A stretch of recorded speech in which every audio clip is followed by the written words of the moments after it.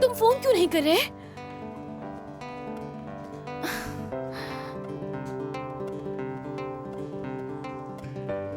अरे नहीं यार, पहले वो कॉल करेगा। उफ। तो क्यों नहीं कर रहा कॉल? अरे कॉल नहीं, कम से कम एक मैसेज ही कर दे यार। देखो तो दोपहर हो गई और मुझे कुछ भेजा तक नहीं। मतलब कि गर्लफ्रेंड की कोई वैल्यू ही नहीं है यहाँ पर।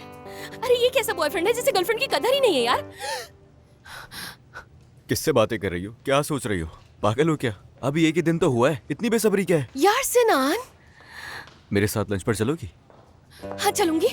मैं बस जरा बुर्जू को बता कर आती हूँ। परेशानी नहीं है, कोई परेशानी नहीं है। रुको तुम, अभी तो बस एक ही दिन हुआ है, अभी बहुत कुछ बाकी है।